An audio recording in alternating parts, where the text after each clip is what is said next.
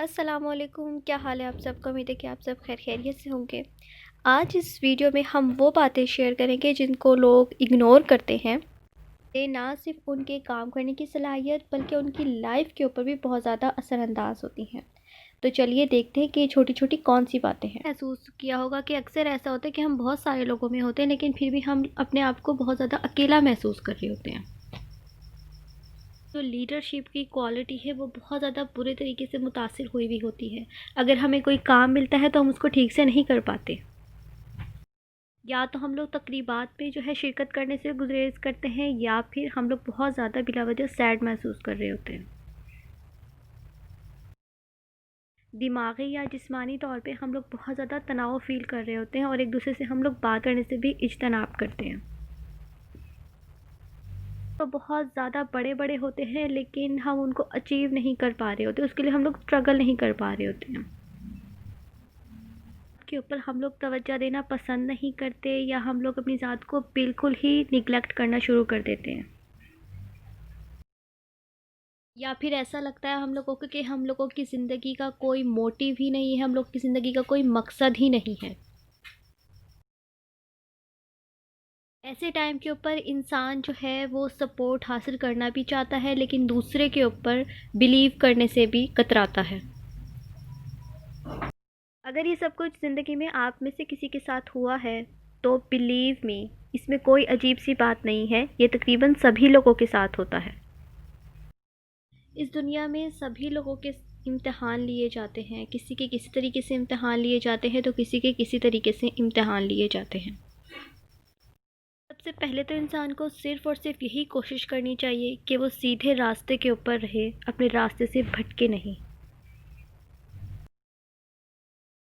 اور اپنی روح کو آلودہ ہونے سے بچائے۔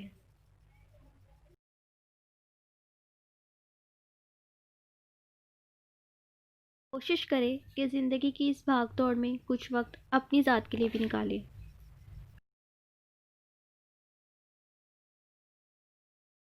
سب سے زیادہ سکون دوسروں کی مدد کر کے ہی حاصل کیا جا سکتا ہے، تو ہم سب کو ایک دوسرے کی مدد کرنی چاہیے۔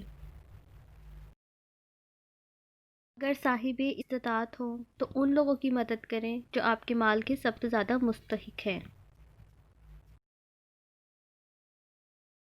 بعض اوقات ہم کسی کو اچھا مشورہ دے کر بھی اس کی مدد کر سکتے ہیں۔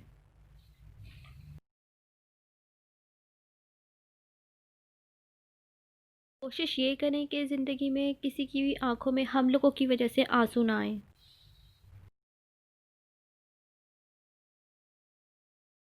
اس مشینی دور میں جو سب سے بڑا انسان نے اپنا نقصان کیا ہے وہ یہ ہے کہ انسان نے اپنے آپ کو نیچر سے بالکل ہی دور کر لیا ہے۔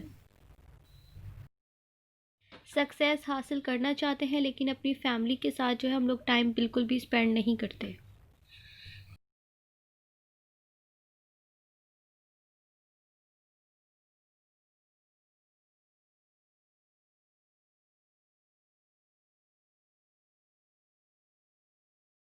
اگر دینی تعلیم حاصل کرتے ہیں تو اس پر ہم عمل نہیں کرتے،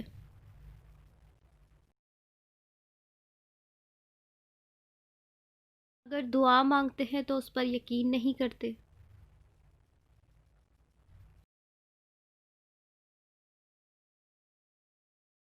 دن اور رات اگر فکر ہوتی ہے تو صرف اور صرف پیسہ کمانے کی۔